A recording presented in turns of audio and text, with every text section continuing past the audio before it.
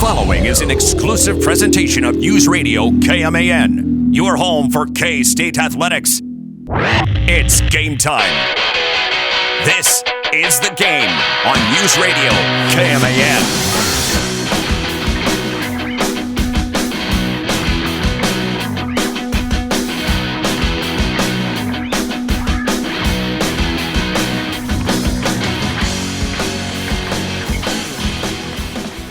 Even when the K-State women were down 13 points, was there more doubt in the women or the FS1 broadcast? Because, man, was that sloppy of a broadcast about halfway through the game. I don't even know when it all got fixed. It was so bad, I couldn't watch it. And then I'm so like, well, I got some work to do. So I head back into the station. I'm just listening to the radio call. Basically, I listened to the radio call for the third quarter. Then I noticed, got back on FS1. The technical difficulties weren't, they looked to be fixed. So I returned to the TV broadcast because I really wanted to watch the team play. And boy, if you doubted those Cats when they were down 13 and the defense wasn't doing its job, they seemed to be lost. There was no help defense. They were getting beat to the paint. They're getting beat to the rim. Shame on you. 13 down? Come on, how dare you, Fairweather fans? K-State gave up 16 total points in the second half. Oof. Unbelievable performance to gut out that victory at number 13 Baylor, 58-55, and the K-State women have now won 13 in a row. I'm always amazed how something so simple as switching to a zone can catch a team completely off guard offensively. And did it ever. I mean, it shook the world for them. And what a back and forth fourth quarter, really, just like even towards the end of the game, the Cats had multiple times where they could have gave up and didn't and pulled that one out. I'm so proud. They did a great job. Sans the superstar, doing a great job.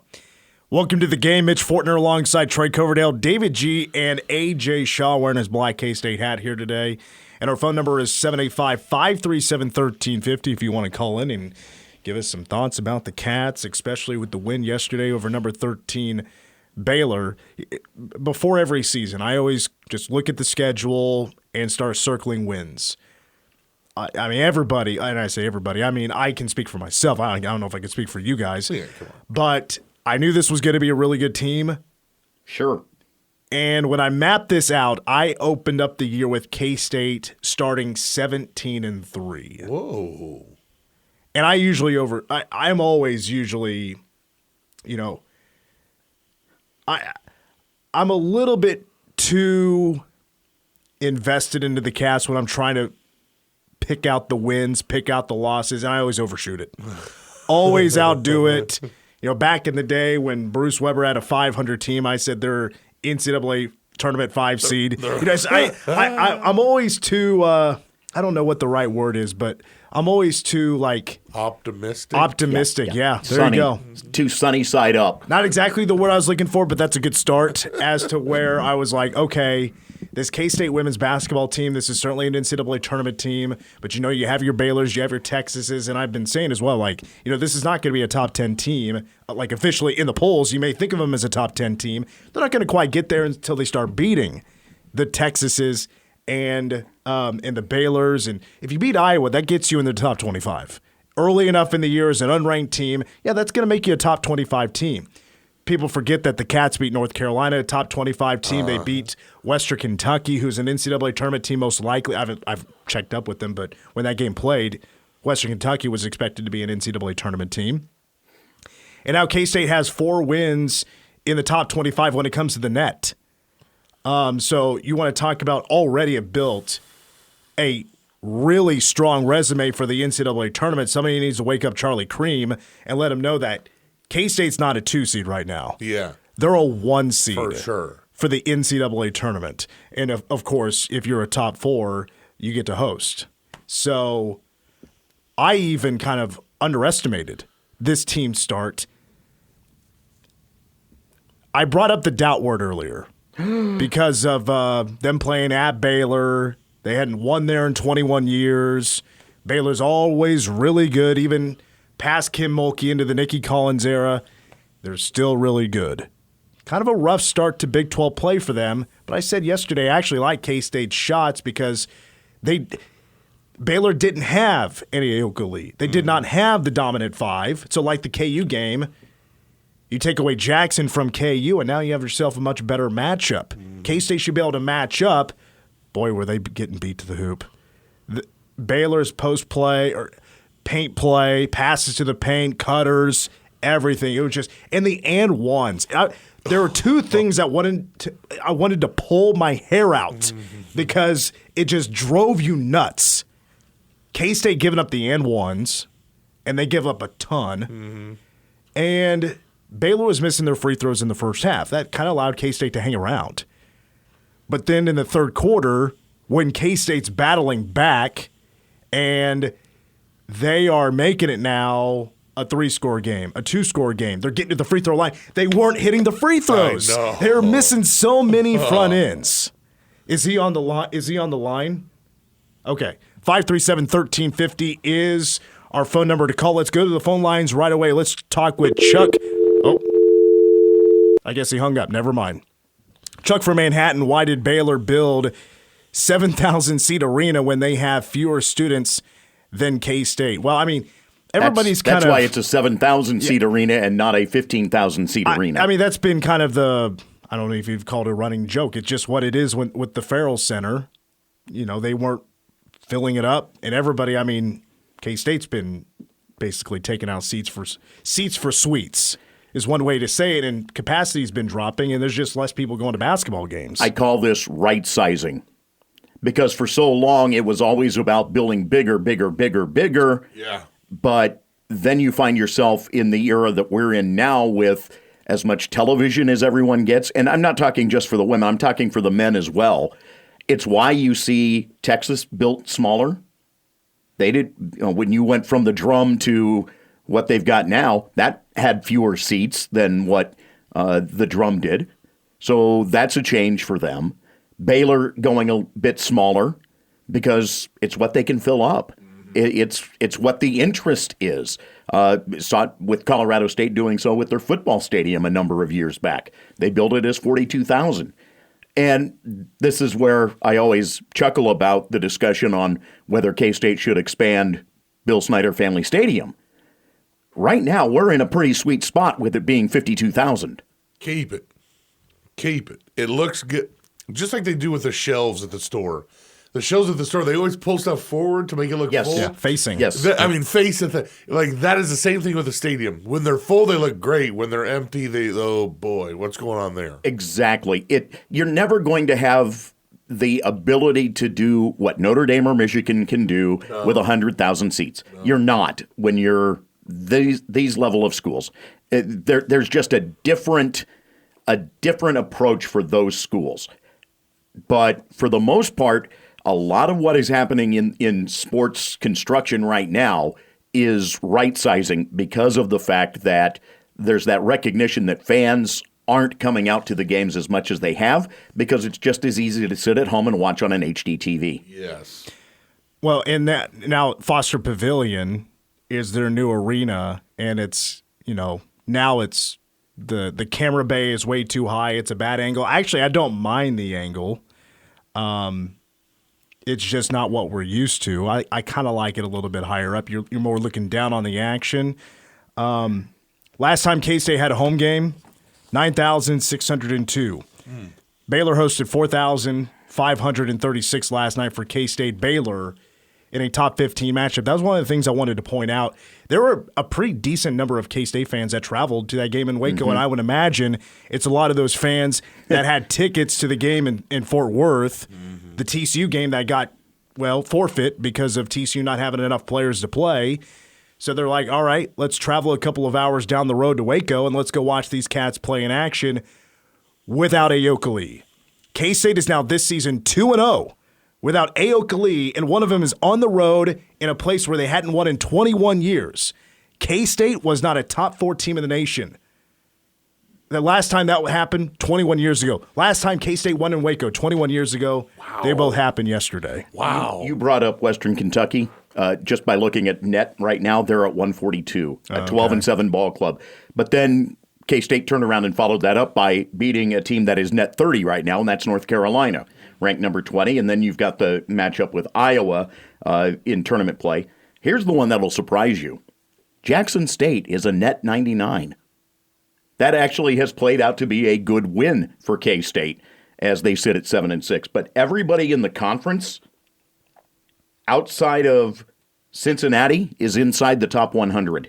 Cincinnati's at 109 in terms of net number. All right, so let's run down the checklist again real quick. Cats beat number 13 Baylor on the road without Aoka Lee. A lot of people thought couldn't do it. I liked K-State's chances. They got it done. K-State now has 4 wins over top 20 teams this year. K-State's 13th consecutive victory. They're now 19-1, 8-0 in the Big 12. That's the best start ever in program history. K-State is 8-0 in Big 12 play. Best start in Big 12 play ever. Cats hold Baylor to 16 points in the second half. Bears shoot 21% from three-point range. And by the way, the K-State men, 4-1, top of the Big 12. K-State football finished in the top 25. I know people have been, posting this earlier today on how good it is as a Wildcat right now. K-State baseball is preseason ranked in the top 25. AJ, things are pretty good right now as a Wildcat. Let's celebrate. It's time to get set for the Cat Attack. You can feel the excitement. You can feel it coming on. For Kansas State, the feeling's growing strong. You can join in the action. This is where you want to be. With Kansas State, come on, set your spirit free. Kansas State, our pride is with the Cats. Kansas State, come on, join the Cat Attack. Kansas State, excitement's in the air. Kansas State, the fun is being there. Having a good time there. Purple and white we share. Showing our colors everywhere. Kansas State, our pride is with the Cats. Kansas State, come on, join the Cat Attack. Cat Attack was more than appropriate for this moment. We should have probably played it Monday. Probably should have played it last week with K-State beating Texas. They beat Kansas now. And now a win over Baylor. An 8-0 start in Big 12 play is absolutely incredible. And by the way, they moved up in the coaches poll. Now number 2 in the nation, which is right. I think that is right because South Carolina, is undefeated. They're the only team ahead. K-State and South Carolina, the only 2 teams right now in the top 15 with undefeated records on the road. Cats have only lost 1 game. They definitely have the second best record in women's college basketball. And I don't think you can really debate it right now because of how many wins K-State has against top 20 opponents right now, which is 4. By the way, last night also, Jeff Mitty's 1,000th career game he coached in. Wow. So a milestone for Jeff Mitty last night. Just happened to be at Baylor where it's very hard to win. Taking care of business on 1,000. Busy man. He's got his own show tonight coming up here on K-Man. Well, and tomorrow, hope to be speaking with Jeff Mitty. And also hoping to speak tomorrow with somebody that might be turning into a star all of a sudden. And I want to break more down about this K-State win over Baylor and who that star happens to be. And maybe now going to be in the starting lineup in place for Aoka Lee. That's coming up next on The Game. I'm AJ Shaw with a sports update from News Radio KMAN as the game continues. Fourth-ranked Kansas State had its highest ranking in 21 years and needed all of Eliza Moppet, Gabby Gregory, and Serena Sundell 16 points apiece as the Wildcats extended their winning streak to 13 games with a 58-55 victory Monday night over number 13 Baylor, which was held to only 16 points in the second half after K-State switched to his own defense. Baylor now 15-3 and 4-3 in Big 12 play, attempted 2 3-pointers in the final 6 seconds that would have tied the game.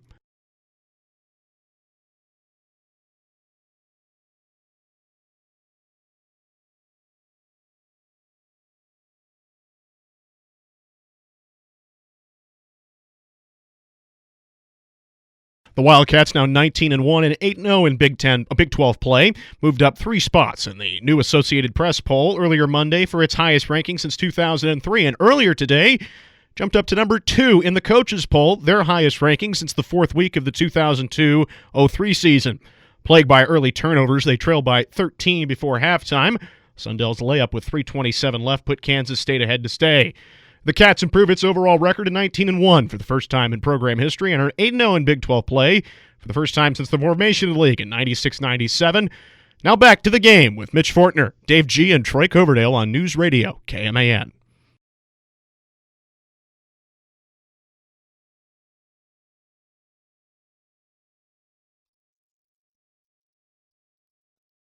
Game continues on KMAN. Mitch Fortner, Troy Coverdale, David G., and AJ Shaw. Phone number is 537-1350. Number to call if you want to call in and chime in about the Cats. K-State gets it done. The women do against number 13 Baylor on the road, 58-55. I have a question. Go ahead. Besides AJ, because I already know what he was doing, 96, or 90, it'd be 97. January 97, where were you? AJ wasn't even born, so that's sad. January 97. Makes me feel so old. I would have been in kindergarten. I wasn't even married yet. We were dating. Whoa, you guys are sharing shakes and malts down at the... I was about to ask, what was it like dating in the 90s? It sounds like a song, right? Yeah. Mm-hmm. You watching Friends? Oh, boy. You guys were, hanging. I was up the road at Eisenhower Middle School as an Eagle with your cousin. Just living the dream. You guys were Eagles, Oh, huh? we're Eagles. I was on the green team. And, that was a long, really puts in, because I hear dates and stuff, and you understand a long time, but then you remember where you were at that time. And if it's something like that, 96, 97 was eons ago. It might as well be 77, really. That's forever ago. It's crazy. Well, the last time the K-State women beat Baylor was in 2003, and back then I was in 7th grade. Uh-huh. And, of course, the Cats in football won a Big 12 championship. And women's basketball was pretty much on top. Other than football, was on top. I'll tell you what. At K-State. 96, 97, that team. Okay, so the 2003 team featured a whole bunch of great basketball players, but one of them being Kendra Wecker. Mm-hmm. In 97, she won the punt, pass, and kick competition for the state of Kansas. Well, there you go. And she got to go. Like we had a guy. I was in middle school with. He was in 8th grade, and he was shaven in 8th grade, and he did punt, pass, and kick. I'm like, there's no way anyone's going to beat him. He's going to destroy everyone. And he comes back the next day or that next week, and we're like, how'd it go? You obviously won, right? And he's like, no, I lost. We're like, what? Who beat you? He's like, a girl beat me. And we're like, what? A girl? And it was Kendra Wecker. She was amazing, man. Her sophomore year, leading Marysville, coming up to play in the Hiawatha Invitational. It wasn't even a competitive tournament. They tore through the tournament and didn't play in that tournament for the next 2 years because they were looking for better competition at that point. They're like, we don't need this. It was just too dominating. It was. We had Nicole Oldie at the same time at Clay Center, and talk about a show every day. Oh yeah, dude, yeah. Nicole Oldie could hoop. She could hoop, and 2003. Not trying to be weird. She could dance too. They would go. Those gals would hit the clubs. They'd hit Joe's Tap Room. I was a bouncer at Joe's, which is now Tubby's, but those guys would hit the dance floor, and they would dance. They would crush out there, and people would be coming up trying to dance with them, and they're like, nah. Nah. But Nicole D, man, she could. Player-only meeting. Yeah. For sure. That girl, back to the basket or facing up, dude, you didn't want to see her, boy. She was bad. Plenty of dancing and I'm not even. He can't even call it locker rooms. They're just temporary rooms because they don't have them built yet. I guess at Foster Pavilion. What would you call that? A conference area? Well, it reminds me of before Boozer was built here. So soccer, they would just get dressed in Bramlage and walk over, and then there were tents set up for halftime. Whoa. Or like before the game. Dude, that's wild. So, I mean, I've seen it here in Manhattan, not having the locker rooms ready for competition quite yet. But boy, afterwards, what a celebration. I mean, when K-State was making that comeback, it reminds me of the comeback at Iowa earlier this year. I'm like fist pumping every time something took place. I'm going nuts in the office. What a game. 58-55. Cats improved at 19-1, 8-0 in Big 12 play. They are legit the number 2 team in the nation. They are legit. And even more so, I mean, talk about taking a big step forward without Aoka Lee, not having your All-American center, the cornerstone of your program. And I dare say the best, I mean, we'll see how her career ends up now that she's had just so many, injury interruptions, but there's no doubt about it. She's at least top 4 best basketball players in K-State women's basketball history. There's no doubt in my mind. Mm-hmm. Brittany Chambers, Kendra Wecker, Nicole Oldie, and then it's Aoka Lee. Dang. And it's a blindly ranked 4 someday. Blindly ranked 4, and someday we'll get to that. Oh God. So some things obviously stand out to me about this win. First of all, K-State was down at half, 39-30. They were down 13 at the most, but started to call back a little bit. Okay, at least they're in it. Defense takes over in the second half, switching to that 1-2-2 zone. Baylor didn't have as many answers as they thought they would, especially after the first half of them being just in complete control. K-State turned the tide with that defense. 1-2-2 zone, and Baylor all of a sudden wasn't able to score the basketball. Mm-hmm. They had exactly 8 points in the third quarter, 8 points in the fourth quarter. I talking about K-State's winning streak. What I love sharing more than about the winning streak is that in all 13 games, including the win over Baylor, they've held each opponent to under 60 points. And 2 of the last 3 games that they've played are against top 20 scoring teams in the nation. Yeah. I mean, they held Texas to 30 points under their season average. Baylor last night was averaging about 81, 82 points a game, and they were held to 55. Ooh. I've said it many times, and I'm running out of ways to tell you, K-State women's basketball has the best defense in the nation. They are the best at playing defense. And here are the numbers to back it up. 3-point field goal percentage defense is now first in the nation at 21.6%. They're second best in the country in field goal percentage defense. They're 6th in the nation in block shots. They're 4th in the nation in scoring defense. They're 14th in the nation in defensive rebounds per game. This team, you will not find a better team in the nation, in my opinion, that plays better defense than K-State. And once again, was a major key in K-State winning against a top 25 team. Couple more things. Serena Sundell has been phenomenal these last 2 games, where she's averaged almost 16 points, 5.5 rebounds, exactly 5 assists, 3.5 steals, and 2 blocks per game in these last 2 games. That gal is stepping up as a point guard. That is the leadership you want out of a point guard. Now that she's an upperclassman, she even rolled her ankle again. And that gal has had the worst luck with ankles in her career. Mm-hmm. And it acts up again. She comes into the second half. She wants to take over the game. And she was going to lead the team to that taking over and winning in Waco. Serena, 15 points against KU, 16 against Baylor. She's doing everything right now. And then last night, we've seen this now in back-to-back games, where a bench player has tied for the lead score. It was Zy Walker against KU. And last night, Eliza Maupin. I said when Yoki went down with her injury that it was time for those bigs to step up. Now, this is your time to shine. Gisela Sanchez, Amani Lester, Heavenly Greer, and Eliza Maupin. Who was going to emerge out of that group as the top player that can take over that role and run with it? Eliza Maupin the last 2 games has been that answer. It's been Gisela Sanchez starting the last 2 games at the 5. She's ran into very early foul trouble. Just haven't been able to get her going. She hasn't found her shot yet. I felt like she got pushed around too much on the defensive side, trying to go one-on-one with Baylor's big. It wasn't quite working out. It wasn't working out quite yet with Gisela Sanchez. She's not really a 5. She just really isn't a 5. That's not really her role. And I don't even know necessarily it is the role of Eliza Maupin.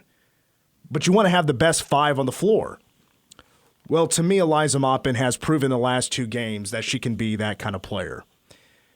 Last night, touted career-high 16 points, a season-high 9 rebounds off the bench. You know, before the last 2 games, she played in 13 games and was only averaging 6 minutes a game.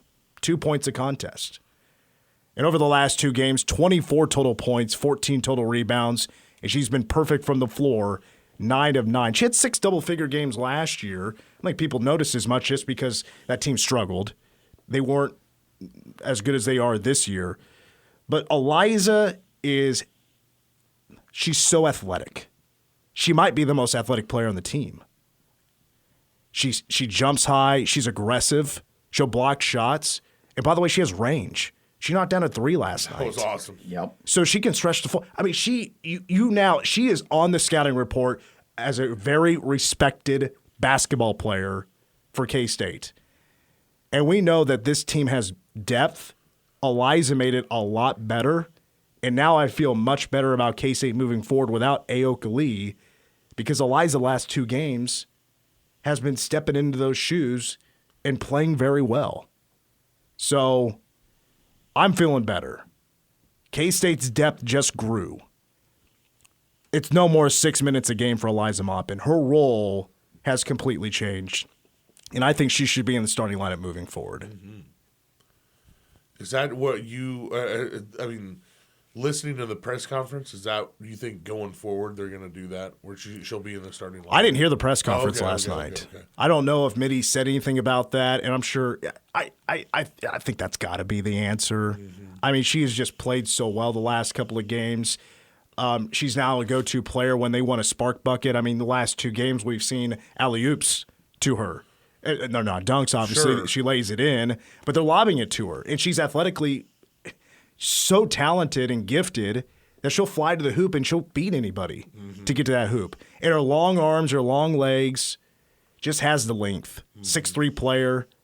She's a sophomore, so still a young player. You know, I kind of feel like, I don't know if star is the right way to put it, but she's extremely popular now. Her stock, the fan base knowing her name and becoming a more recognized player has skyrocketed, in my opinion. Oh, yeah. Over the last 2 games, has completely taken off. Yeah. And what perfect timing. Mm-hmm. Absolutely what was needed. Eliza Maupin is filling in right now in very key spots. Yeah. I like you, I couldn't watch it. I have a hard time with... Well, yeah, I mean, it was FS1. Oh, wait, I can't sorry. do it. So I turned it off and I listened to it, and I'm really glad I did. Brian Smoller did such a great job, and he mentioned her name over under probably 6,000 times. I mean, she was all over the place, and I think that maybe she can't. Obviously, it's difficult. Not she can't do it, but it would be difficult to match the scoring that Aoka Lee brings. But as far as versatility and what she's able to do and how she's able to make another team go, how do we guard this person? I think brings a whole new dimension to the Cats team itself, and they're able to embrace the things like throwing alley-oops to her and stuff. That's the coolest thing I've ever heard of. And I've been told she can dunk. That's crazy, man. They That's shared crazy. today on the women's basketball account video of her doing the leaping test, where you've got basically the slides. Yeah, like the slap test. combine. Yeah, the slap test. And she was well over the rim. Wow. Well, and it's the type, if you've seen in women's basketball anybody dunk, it's never like a 2-handed jam. It's like run to the hoop, you go up with one hand and you dunk with one hand. From what I've been told, she has it down up until like it's just not consistent up until she's actually to the hoop and trying to dunk it. Sure. Where it's a control thing. Yeah. So, but she can do it, which is really cool. It's like, that's where, I was really like, should I turn this on? Because it sounded like this person was just flying around the court. I couldn't. I was like, Brian Solar's a respected guy in the game. I know, but the way he was describing it, I was like, this person is just flying around on the court. And like I said, it's just that's such a new, versatile kind of situation going on for that team you're right, at the right time. You missed Aoka Lee, it could have crumbled. Last night could have been really bad. It could have stayed the way the first half went, and it would have been a demoralizing defeat. Man, couldn't do it. It was a pretty rough first half. Right. Ton of turnovers. Bad. Yeah. They switch up the defense, bring in this person. You go, holy moly, what's going on here? And look at you now. You're number 2 in the coaches poll. It's amazing. Well, you could watch them. I mean, they just, in that first half, they were lost. Mm-hmm. I mean, they were lost on, they're turning it over on the offensive end, defensive end. They're lost, no help defense. Too relying on one-on-one, and they couldn't stop the bigs I call them bigs. I mean, just the forwards for Baylor were scoring, it seems like, at will. So adjustments had to be made, and shout out to the coaching staff for figuring that out and making those needed adjustments. And K-State's defense really took over. Eliza Maupin was a very key part not only on defense, but also scoring 16 points last night. Crazy. Also need to shout out Gabby Gregory because Gabby really struggled against KU, did not hit a field goal. Against KU, she was 0 of 8, and last night Gabby really stepped up, 16 points, 6 of 11 from the field, 4 rebounds, 4 assists as well. Ooh. And she hit 3 threes. That's the Gabby we've known is there. And she's had a bit of a down year compared to last year. Obviously, the workload isn't as much. I like that she's starting to post up again because, man, can she put a body on somebody? And she made a great move and got an and one in that fourth quarter. And, boy, when Gabby's on, this team is fun. It's really fun when she's hitting those shots. But, again, can't say enough about this win last night for K-State. They get it done over Baylor 58-55 for their 13th consecutive victory. We'll take a break. When we come back, it's Tuesday. We're going to crown a Jabroni of the week when we come back. Shut your mouth, you jabroni! You jabronis hit the jackpot! That Hollywood blonde jabroni, Hulk Hogan. Al? Is this Jabroni's name? Jabroni of the week. This date, 1984. Hulk Hogan beat the Iron Sheik for the title. And thus begins the story of Sheik versus Hogan. Hogan. It showed up in the timeline today. And, who came up with the word jabroni? The Iron Sheik. Yeah. Mm-hmm. And who did he always call a jabroni? Hulk Hogan. That no good jabroni Hulk Hogan. Oof. There's another word in there that I'm not sure I'm allowed to say. Probably not, no. Today is a historic day for many different reasons. It just stuck out for that reason, though. Falling together. Because it was in the timeline today. By the way, the Royal Rumble's Saturday, and there's a teaser. Hulk Hogan will be in the Rumble. Wow. And he is 70 years old. Yeah. Are they going to throw him out, or are they going to, carefully, lift him out of the ring? Well, he's Hulk Hogan. He'll take the whole roster to get him out of the ring. And... Wow. They just won't, I don't remember being a little kid and having the WWE, have old guys. If they did, they weren't in the ring fighting. But this era, they always be Stone Cold. They brought him back. That looked terrible. It was horrible. I didn't think it was that bad. When he tried to do the stunner, and it was all that's all Vince though. That's weird. That's weird. And I don't want to bash 7 years old. Trying to take a stunner. I mean, I love Stone Cold Steve. That's my guy. That's my Michael Jordan. And I when I saw that, I was like, dude, stop. That was all Vince. Yeah. Hey, they say the first stunner to Vince was the worst. The last one was probably the worst. Actually, I loved the first one ever in the Garden. Yeah. All right, Jabroni of the week. 3 dishonorable mentions will culminate with my Jabron of the week. My first dishonorable mention is going to go to Tampa Bay Buccaneers head coach Todd Bowles. Interesting finish to the end. It really left me questioning what the heck are we doing. So the Lions are in field goal range. They're up 8. It's third down. Lions take a knee. The Bucks still had a timeout left. They could have taken a timeout, forced the Lions to kick a 45-yard field goal, and kick is missed. Well, the Bucks have, roughly 40 seconds to see what they can do. They'll take over at, the 30 it would have been the 30 or 27-yard line or something like that. Yeah.